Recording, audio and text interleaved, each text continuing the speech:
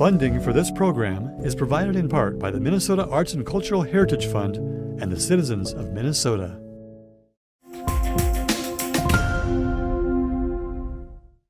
This program brought to you in part by Selco.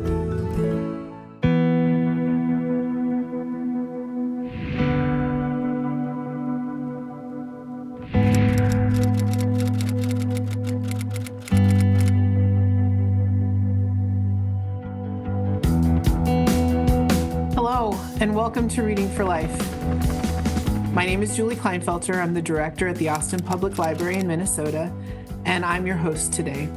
Our presenter is Michael Verde. Michael graduated with honors from the University of Texas's Plan 2 Honors Program, earned a master's degree in literature studies from the University of Iowa, and another in theology from the University of Durham, England, where he graduated at the top of his international class. He taught for 15 years at the university in college prep school levels, most recently at Indiana University, and is currently completing his PhD with a focus on literature and religion. Michael founded Reading for Life in 2005. If this is your first experience with us today, let me tell you a little bit about our program.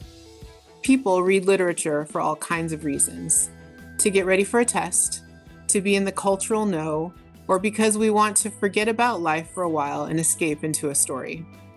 But we can also read literature because we sense that what we read and how we read it changes the quality of our life in some vital way, makes us more aware of the world around us and within us.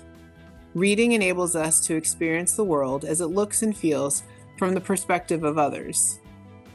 Reading for Life leverages these unique resources to grow community from the inside out, to link imagination to imagination in an ongoing conversation about the concerns we share and the aspirations we harbor. It's educational and entertaining in the richest sense of both terms, a living classroom as wide and deep as our collective spirit can imagine. Today we're going to be talking about the book Their Eyes Were Watching God by Zora Neale Hurston. This book was originally published in 1937, I think was the date I checked, 1937. And it was something that I read, I know, in grad school as part of a program looking at important American authors. And there's just so much here. It's a really rich novel with a lot of things going on. And we've talked about a lot of, kind of briefly before we got started, we talked about some of the themes that we noticed. And one thing that I noticed right away that I found kind of fascinating about this book is that it's kind of a story within a story. You start at the end, and the entire novel is really Janie sitting on her porch telling her friend Phoebe about what's happened in her life and why she's now back. So it starts and ends on the porch. And I thought that was a really interesting way to kind of frame the story. And you forget that as you're reading through the book, you kind of forget where you're at and that it's really Janie telling her own story. And it's kind of her becoming herself, and in all the ways that she, with the title talks about eyes, and we've talked a little bit about that, but the idea that being seen and what I noticed was that the novel really is Janie learning how to see herself, how she sees herself in the world, and how people see her. And it begins and ends a little bit with that. Let's take it from there. If we would step back just a second before Janie begins sharing with Phoebe the details of her life, we see that she's returning to the place of her beginning, in any case, and there are eyes watching her, the eyes of her neighbors, the people that knew her when she set out for the horizon, as it were. And those eyes seem to be principally, if not entirely, critical, that she had somehow attempted something that was above what her station in life warranted, that she had failed by the evidence that she was coming home alone and seemingly without anything. In other words, before she begins to share the story with Phoebe, she's already been read. So if she, in a sense, is reading her story or telling her story to Phoebe, her neighbors have read her, in a sense, misread her based on what they are seeing from the outside, which is that's their only evidence from which they're making certain kind of inferences. They see her coming home alone and without anything. She set out to aspire for more, so therefore X, she failed. What I think that's important is just because it shows that here was a kind of vision that failed to see the complexity, the depth, the beauty, the remarkable kind of detail that Phoebe's going to hear through her ear. They could not see with their eye. So I think that is a place to start as we're thinking about whose eyes are watching who and what are they seeing and how are they seeing, to note that Phoebe begins to hear the story after her peers and neighbors have arrived at an interpretation of Janie that we know, or we don't know for sure yet. Right, we don't know if it's true or false, but we do know they've made a kind of reading of her. And I think that's interesting because then we can ask ourselves at the end of the novel, is their reading of Janie accurate? And does Phoebe now share what her neighbors believe before she heard Janie's story? Yeah, that's very true. You start the novel with how the neighbors see her, and you don't know anything else than that, other than, she seems to be coming back. It seems like things have gone horribly wrong, and they blame her for all of those things. And then the story kind of starts and you get a whole different story of what's actually happened and the growth that has happened and how far she's come. Like you said, that then is seen through Phoebe's eyes. And which raises, for me, I'm just thinking out loud now, how do we know if our vision is penetrating? In other words, is our vision superficial? What is the source of our judgments? If we're seeing as the neighbors see, for instance, that's one way to think about vision. And would that be the way that someone who knows us intimately sees us? So I'm trying to kind of contrast how our vision is relating to knowing someone from the inside out. In a sense, the neighbors only know her from the outside in, but other people in her life, principally TK, comes to know her from the inside out. So I'm just kind of playing around with the idea that how we see somebody and what we see is relative to the intimacy that we share with that person. And if we were just, as your introduction expressed, that literature offers us a vehicle into perception that perhaps other mediums don't, maybe this is a kind of analogy here, that literature enables us to not make judgments like Janie's neighbors, because literature enables us to hear someone's story from the inside out. Literature gives us a perspective, you might say, that other mediums don't. The newspaper, history, biography. So you could imagine reading someone's biography or a history of someone and making judgments. You could think of a historical figure. I'm reading their biography and I'm making judgments. But would we be in the same place to see that person as someone who loved that person? In other words, could we hear their story in a way their biography never reveals, because it can't? We don't know this person from the inside out. I just want to just kind of put that on the table, because that seems to be implicit in the way Tea Cake comes to know Janie and the way Janie comes to know Tea Cake, and quite possibly to a lesser degree, but perhaps not without resonance, the way Phoebe comes to see Janie, because I'm guessing that after she hears her story, she's not going, in fact, she says that she's not going to tolerate anyone speaking ill of Janie in her presence. So she sees her differently, but not because she's seen any of the things that Janie's told her, because they're sitting there talking. Okay, so she's seeing, in other words, through the magic of a story. That's what I want to put out there, the way that stories can give us a vision that we would not have by nature alone. Well, and that kind of leads to an interesting too, with the title itself, Their Eyes Were Watching God. If you think about the seeing part, if they're just watching, they're only seeing one thing. So what needs to happen to create that fuller connection, that fuller relationship with God too, of that conversation, or that, so that where does that depth come from then? Where does that other fuller vision come from? that's part of, I feel like a lot of the book talks about, it brings in all of those pieces together. Let's think about that title for just a second, because but first reading, I just thought it's kind of nifty. But now, having read the novel a couple of times, the title just raises some great questions. So, for instance, I'm just thinking out loud. Maybe other people, I'm thinking we could all share different associations. But I'm wondering, how do we watch God? This is already interesting to me. How do we watch God? I think the scene in which the phrase actually is communicated has to do with people imagining that these Black folks are looking into the dark. But in fact, their eyes were watching God. So, one question I have to myself is, how do we watch God? And that suggests, at least possibly, that God is not part of nature. So, how do we see something that's not part of nature if our eyes are natural? In other words, how do we see something that's not natural?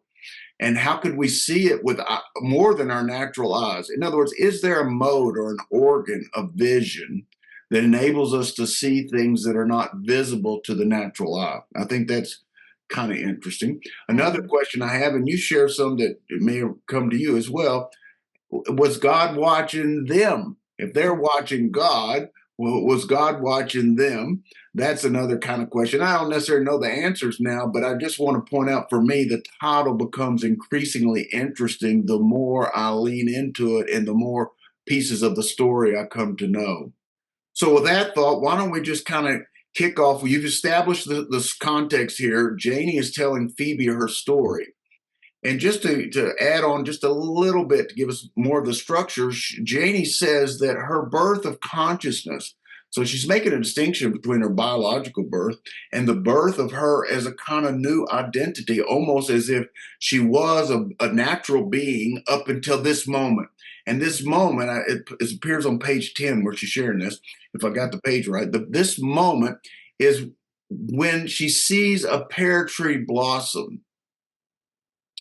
And she says something calls to her, and what she describes really is the way that nature is becoming fertile and generative. She's all of a sudden, it occurs to her that these different kinds of natural organisms, in this case, the plants and the trees, are communicating something between and among them, some kind of energy, sap, pollen, whatever it is that's communicating the new source of life. Every element of nature is wedded to other elements, and it's causing something to blossom. And this, she says, is the birth of her consciousness. And she begins to ask, where is the other that's going to, in a way, I don't want to say impregnate, but certainly what is it that's going to make her fertile? What's going to make her generative?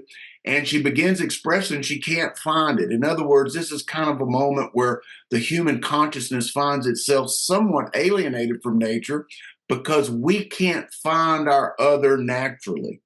In other words, just by instinct alone, for instance, it suggests there's something about us that's more than just the evolutionary cycle, the way everything else in nature is, because the other that we're looking for does not naturally appear. That seems to be the source of her kind of lament on the next page when she, early in this chapter anyway, when she wonders, where is my other?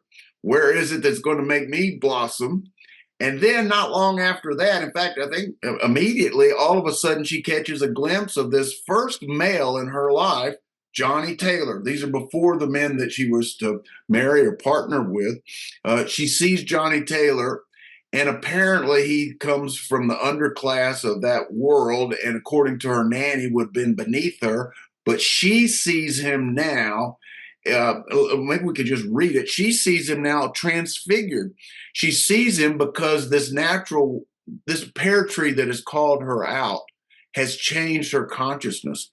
And she sees him really in the light of what she's just, the epiphany that brought her into conscious birth is the same light in which she sees Johnny Taylor. And Johnny Taylor doesn't therefore appear to her the way he appears to her nanny. So maybe this is a kind of interesting point, that who is Johnny Taylor? What is, if we were going to assess Johnny Taylor, keep in mind her neighbors are assessing her when she's coming home. So we're asking, here's this guy named Johnny Taylor. How do we know him? Her nanny sees him with one eye, and he's beneath Janie. She sees him with his other eyes that have just been called by the natural world into something that involves fertility and blossoming. She sees him, you might say, with that desire. She sees him full of this life for expansiveness, and he's not what her grandmother, her nanny, sees. He's actually, what does it say? It says through pollinated air, she saw a glorious being coming up the road. In her former blindness, she had known him as Shiftless, Johnny Taylor, tall and lean. That was before the golden dust of pollen had beglamored his rags and her eyes. Wow. Okay. Imagine. Would you read that again? Because there is so much, and this is a great example of prose that is also poetry. There's a kind, and this is a big part, I think, of Hurston's life as an artist. In fact, she speaks in the book in several instances about thoughts that are beneath words, their feelings that are somehow almost so much a part of the body that they defy articulation. But if you're going to be a writer and you're going to try to express the inexpressible, how do you do it? You got to make words sort of do things that ordinary ways that we use word can't. So this, I think, seems to be a great example of an imagination trying to get out of words something that we don't ordinarily have words do. So if you read this again, there's so many metaphors concentrated here where you could almost say, in some sense, the entire book is implicit in these sentences. So would you read that again? Yep. Through pollinated air, she saw a glorious being coming up the road. In her former blindness, she had known him as Shiftless Johnny Taylor, tall and lean. That was before the golden dust of pollen had beglamored his rags and her eyes. Fantastic. So just off the top of my head, pollinated air is really interesting for lots of reasons. One, there is something that just has to do with wind that's moving between and among things, but this is not your ordinary wind. This is wind that can impregnate you. This is generative wind. If we think of the spirit, I don't know, in fact, we do think of spirit symbolically as wind. It comes from the same word as breath. So this air of the pollinated air suggests that there's two kinds of air that's pollinated and air that's not.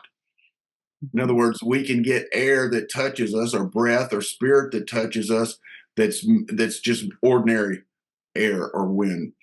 Or we can get something that has been infused with a spirit, and it's this infused air that can transform our consciousness. That seems to be partly in it, if only because the word glory appears next. It's not Johnny Taylor that all the neighbors would have seen, including her nanny. This is a glorious being, and he's coming up the road. That we can just keep an eye on that up, because at the end of this conversation between Janie and Phoebe, Phoebe says she felt 10 feet high, almost as if she was at the top of a tree. So there is something about this spirit that lifts us up, that gives us a vertical dimension. Hurston's first novel was called Moses, Man of the Mountain. And there you go, is a symbol of ascent. Moses, who goes up and actually communicates with God and is transfigured. So I'm suggesting that in Hurston's imagination, this notion of vertical dimension that the natural world can't account for. Mm-hmm. You could think of the natural world as cyclical and giving us going around and around, but that there is something that it doesn't enable us to do as humans that we desire to do. In other words, we desire more than to go round and around. She uses the word here later in the novel about eternity, and particularly in a painful moment when a tea cake is dying. She says this is one of the terrible moment of eternity. But eternity, in other words, doesn't appear on a clock. And I'm just making a comparison between the clock world that goes around and around and something that the human being cannot find in the clock world.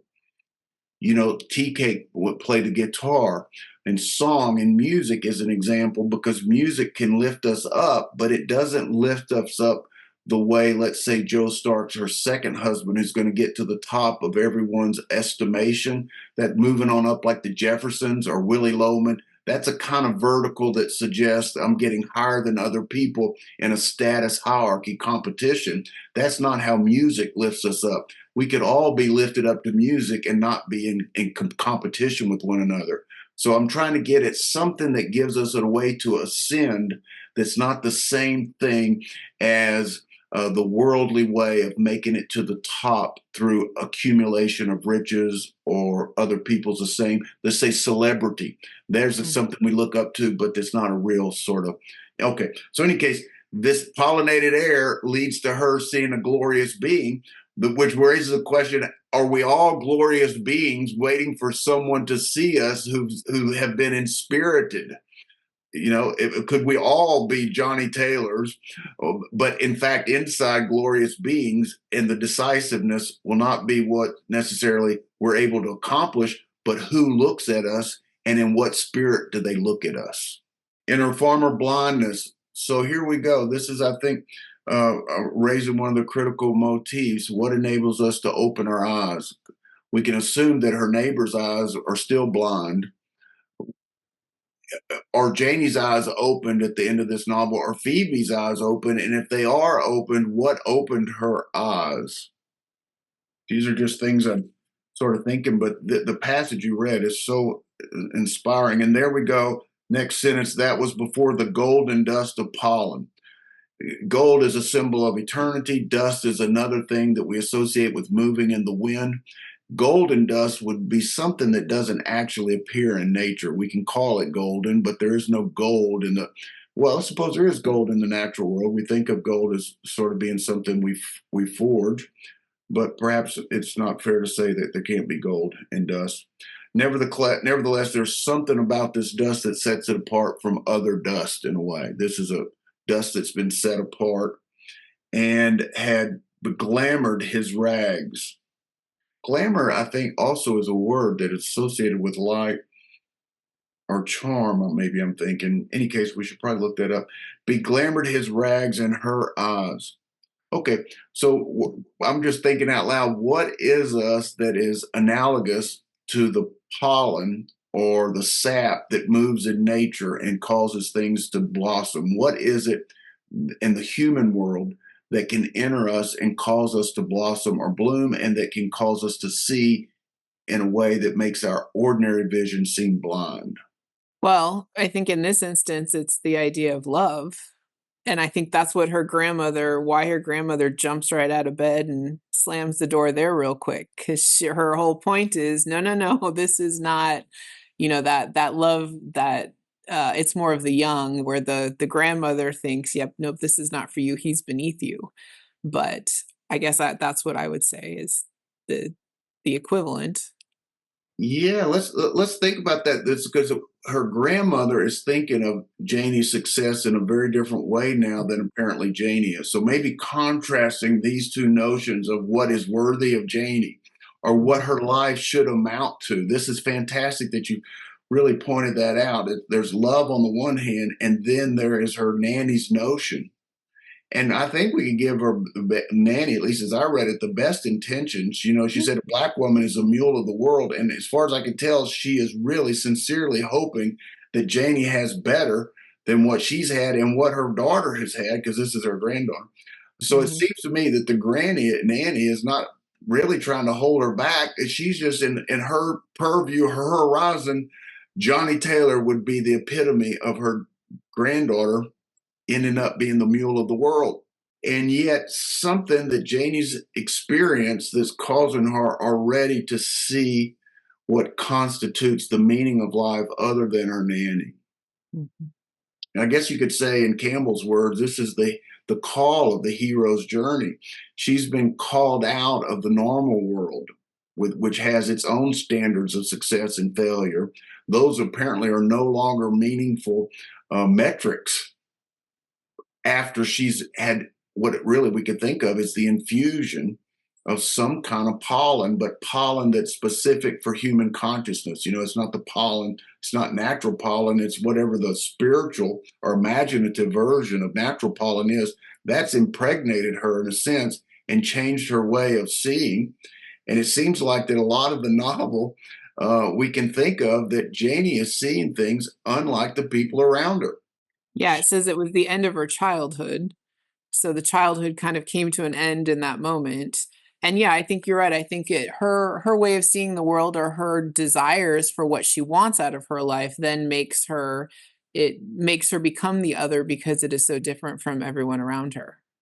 And, I'm thinking what courage it must take. If you're seeing the world in a way that other people aren't, let's say your neighbors, your parents, everyone that you know, that you're familiar with, the people that would be casting judgment on the success or failure of your life, if you're not even seeing the quest, or you're not even seeing the challenge in the same terms they are, I would think take a lot of guts to stick to this vision that you've had when all the voices around you and the eyes around you are, in a sense, judging you as failing. That is how she ends up married to Logan Killix, is because she doesn't have, at that age, at 16, she doesn't have the power within herself to withstand it. And she says, the vision of Logan Killix was desecrating the pear tree, but Janie didn't know how to tell Nanny that. She merely hunched over and pouted at the floor.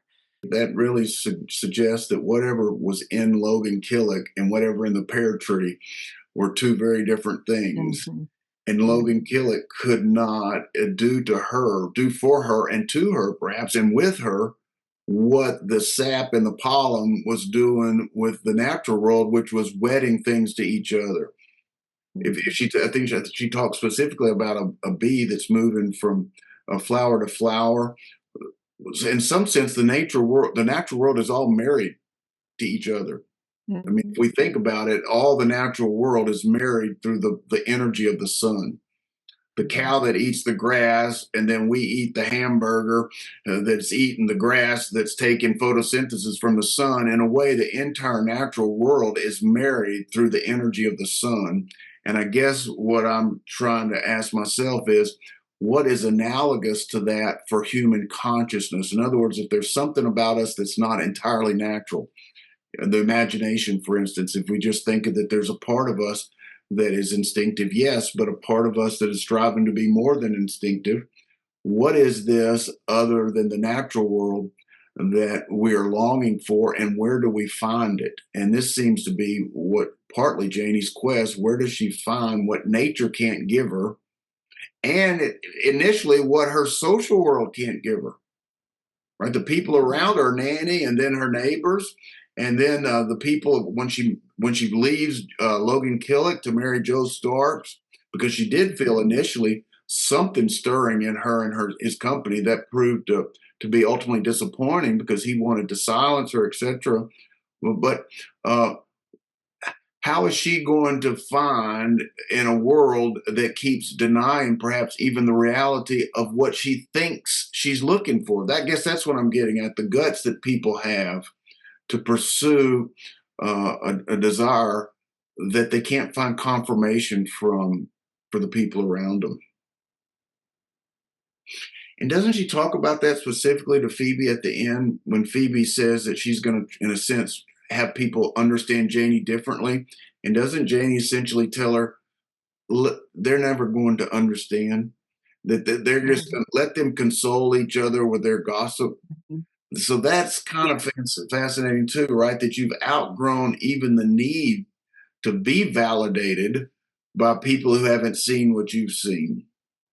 And keep in mind that I'm keeping an ear on your introduction, and I'm asking myself, is literature one of those things that, if we listen to it, lets us imagine a fulfillment that the rest of the world doesn't either offer us and doesn't even necessarily believe exists?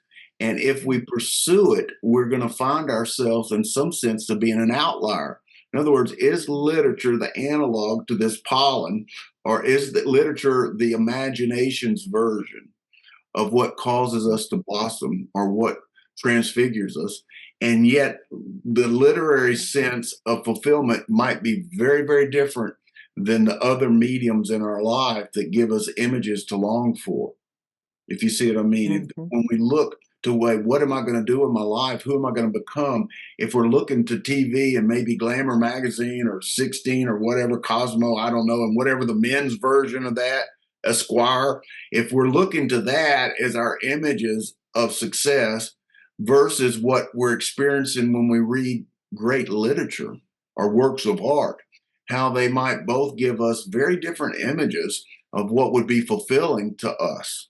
And I'm thinking it would take a lot of guts to pursue fulfillment in a way that the rest of the world doesn't affirm, I guess is what I'm getting at.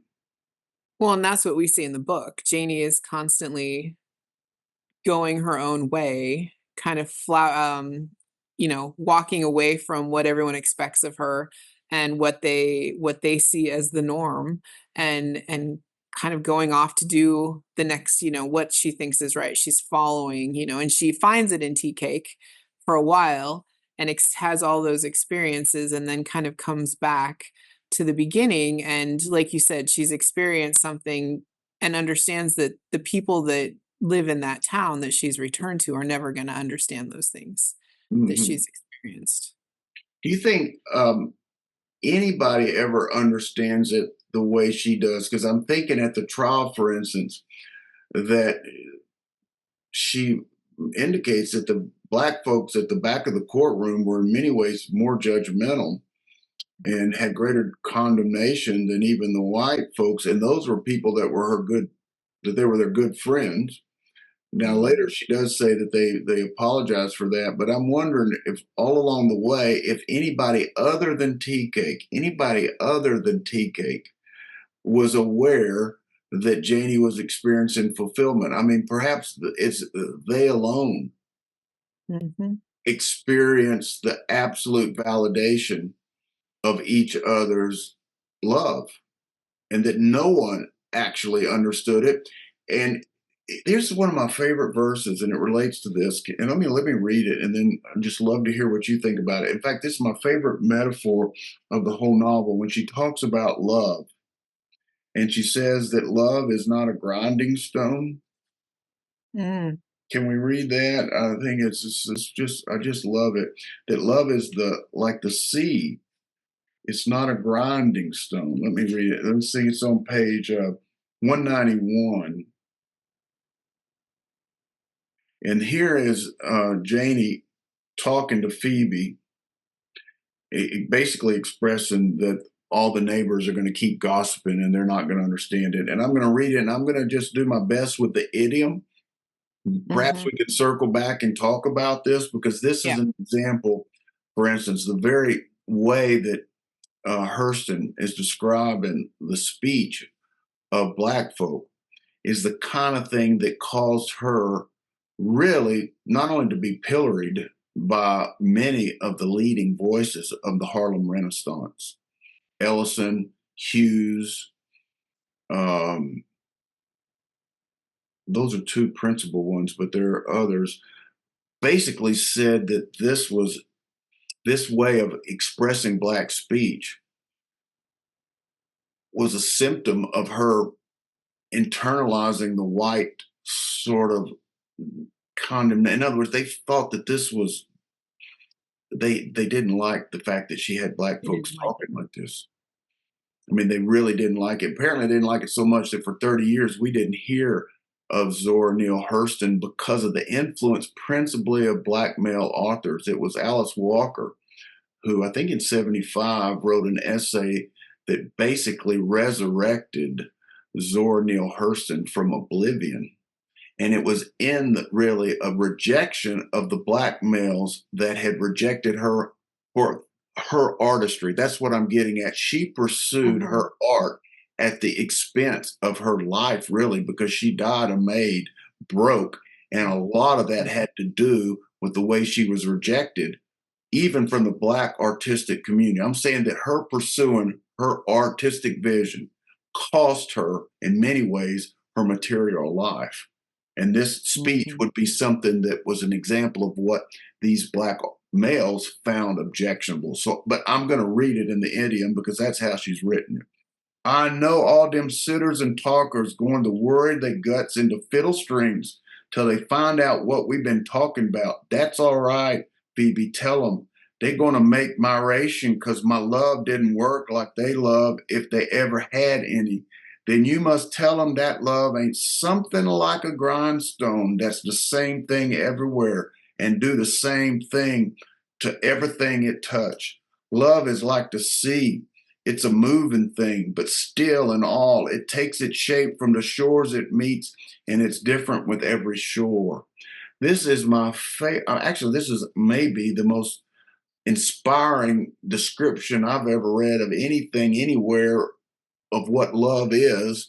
And the fact that whatever it is, it's not like a grindstone that does the same thing to all of us. In other words, we don't become increasingly like each other. Love is something that finds us in our absolute particularity. And this seems to be at the heart of this novel, because it seems to me that Janie and Tea Cake see each other in their absolute particularity. In other words, they see each other from the inside out, warts and all, in a way that nobody else does. And maybe love has something to do with that, being seen in our utter particularity and being accepted in our utter particularity. I'm just thinking of the way that most people see our personas. Mm-hmm. You know, we make a pretty picture of ourselves to be accepted, but it seems that the people that love us see deeper than that.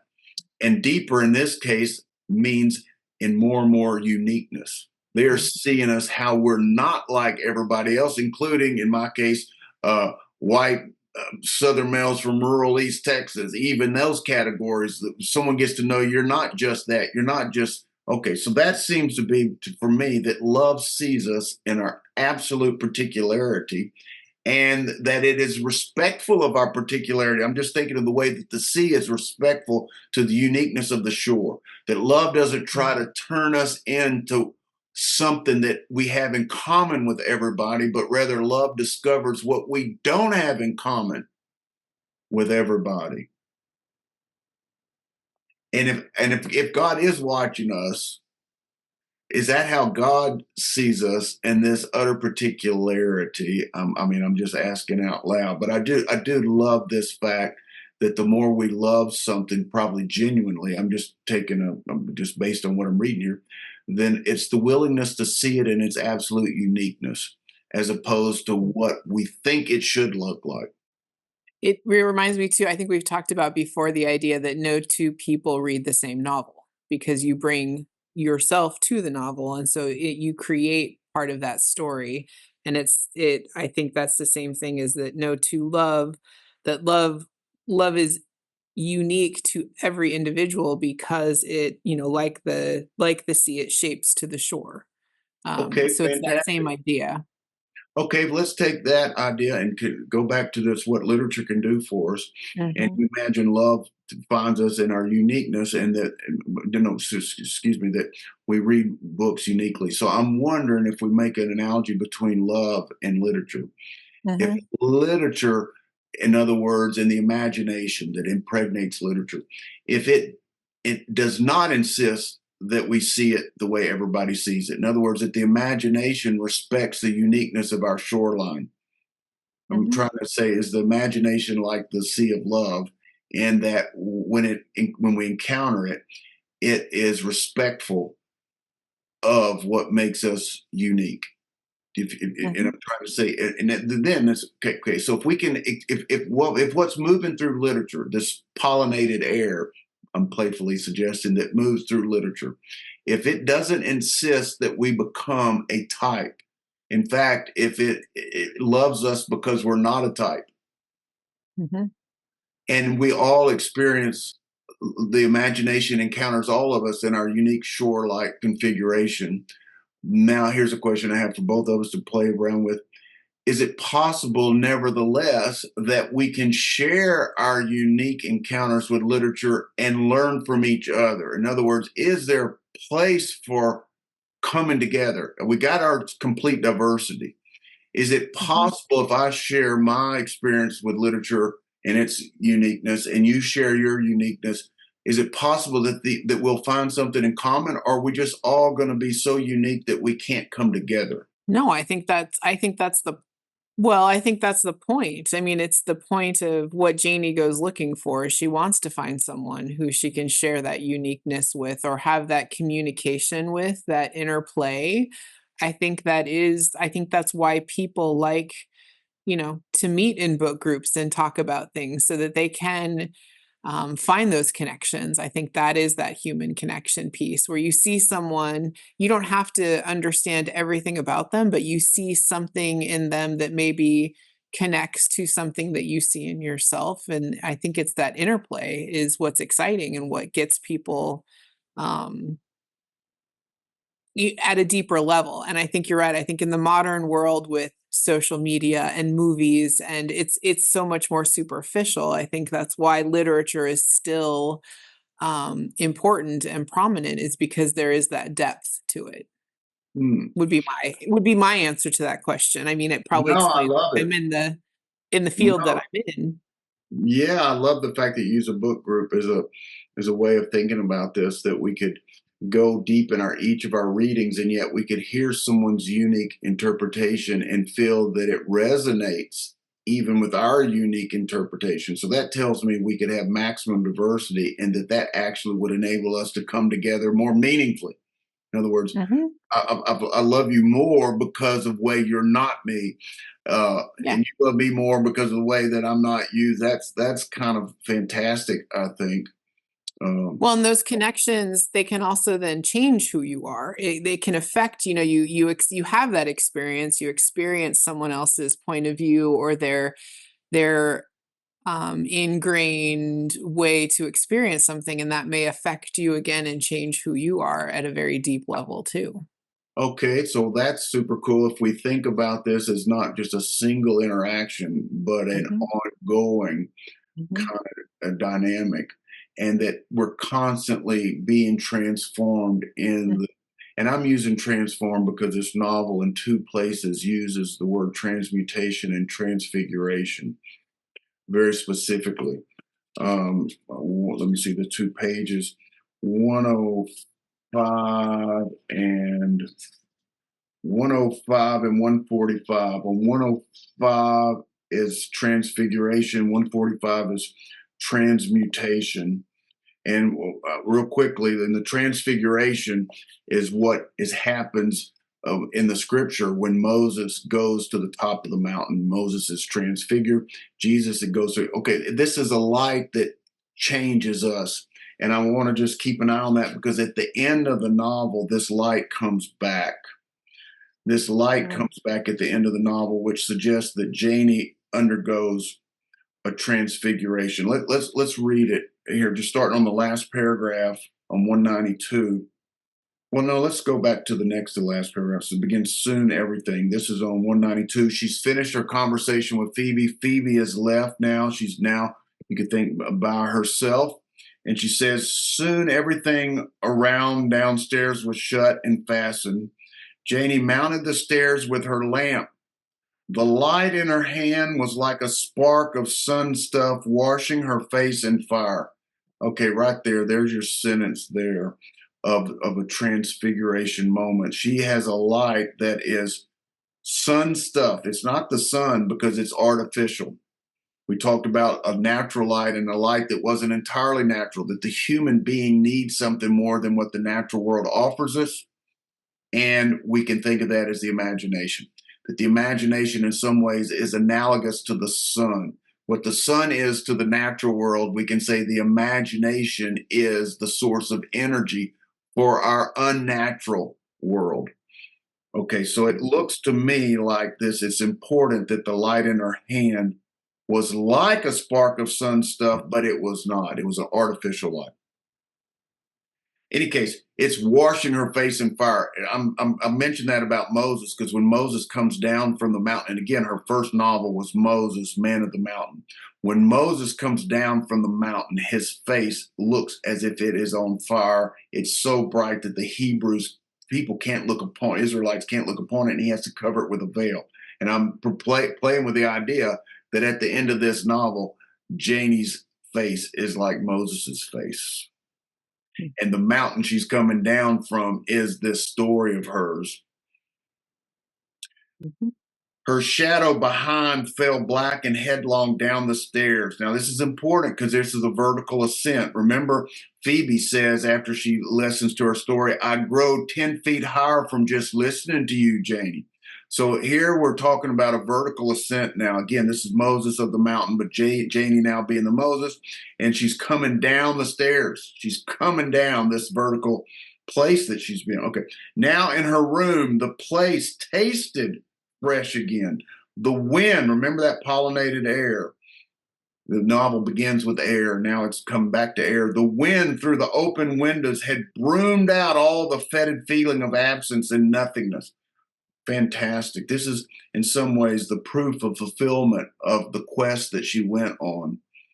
That the emptiness that she felt inside is now experiencing its fulfillment.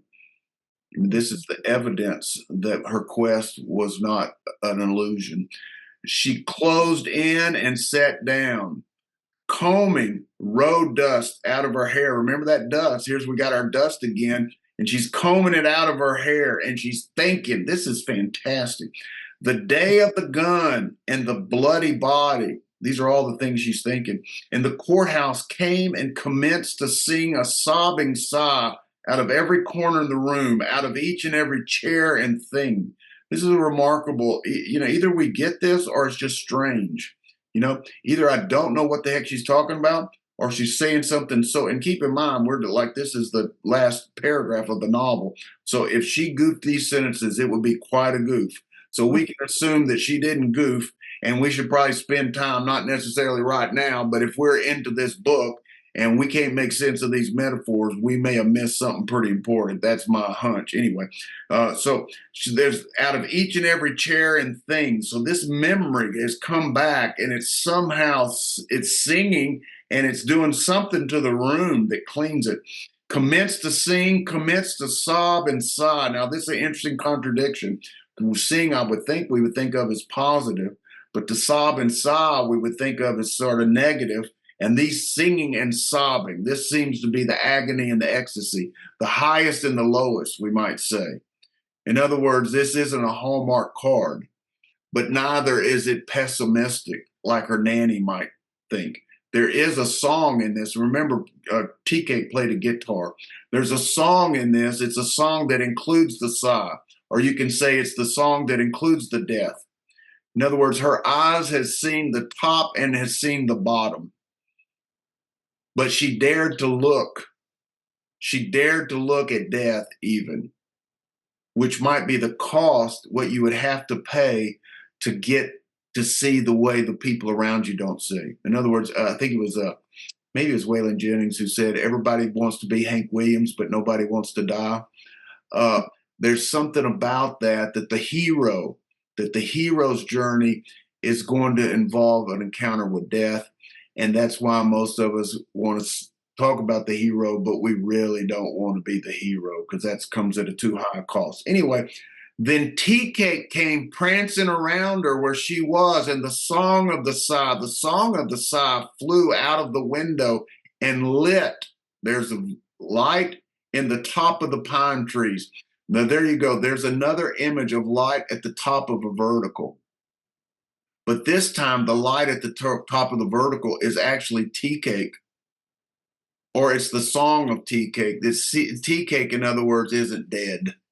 Mm-hmm. This is what other people won't know, but Janie will know.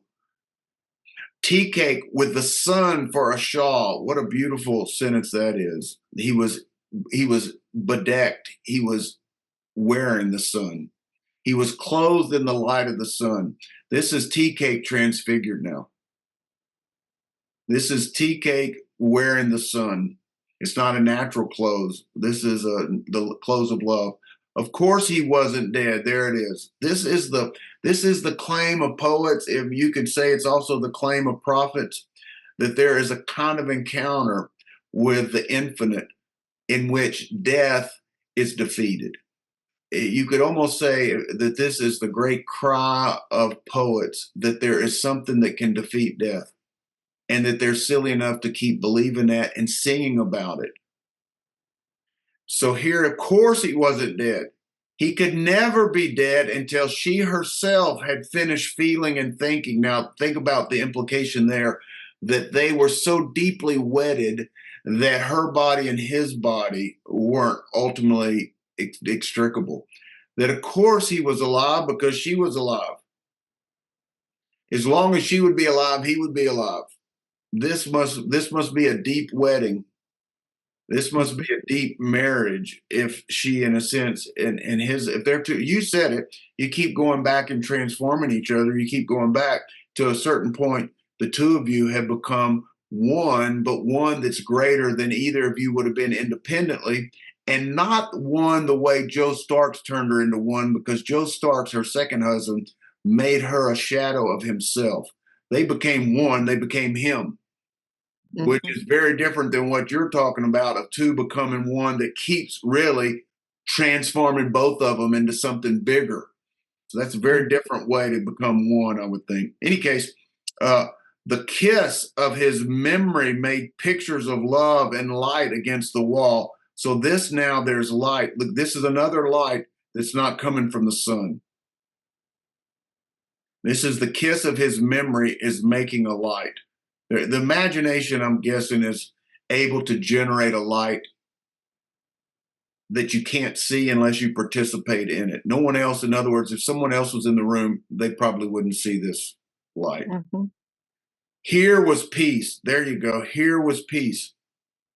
I'm guessing this suggesting that this is what we're all looking for.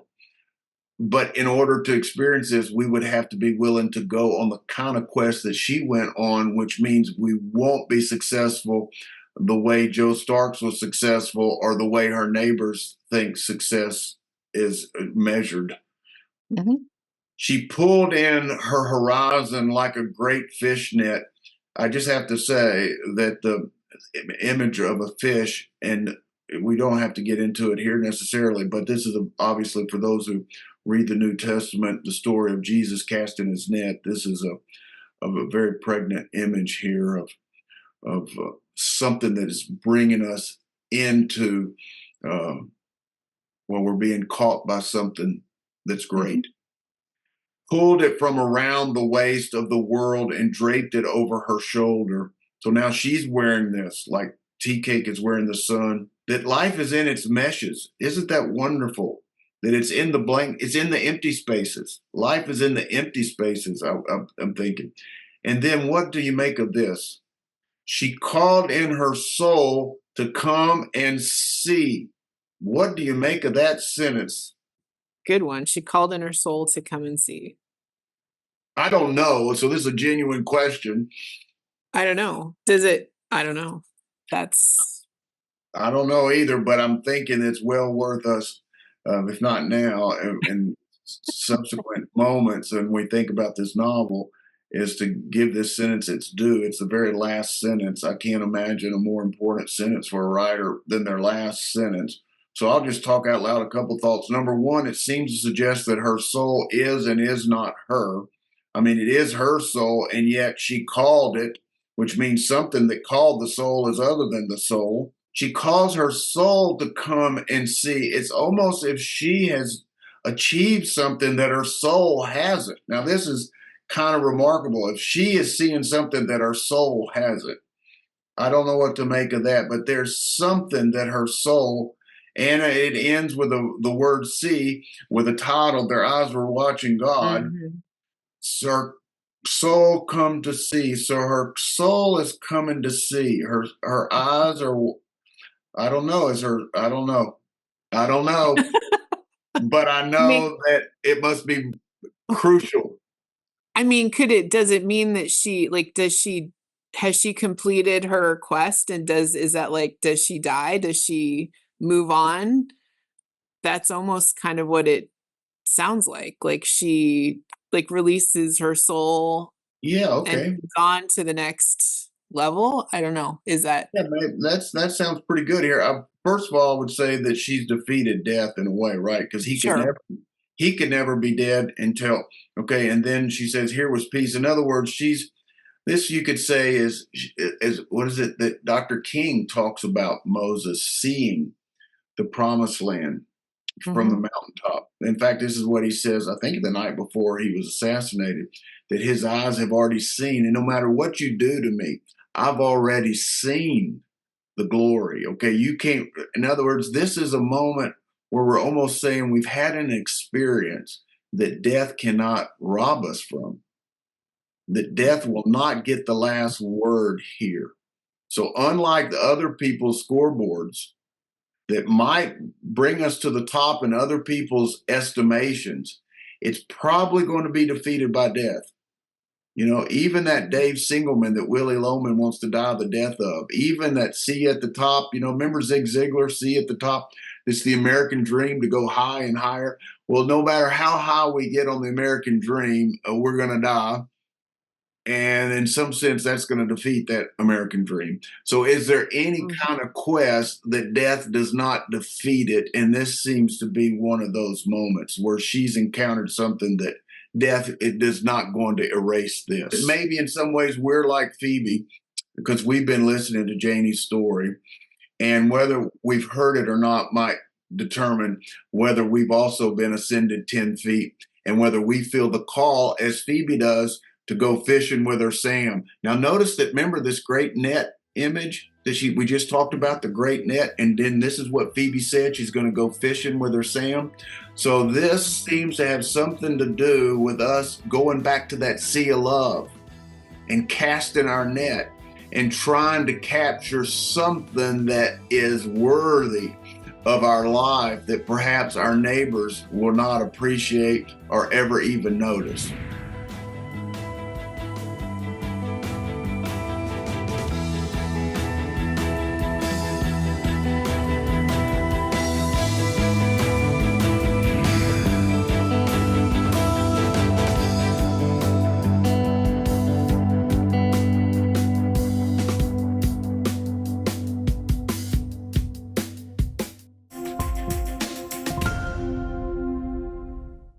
Funding for this program is provided in part by the Minnesota Arts and Cultural Heritage Fund and the citizens of Minnesota.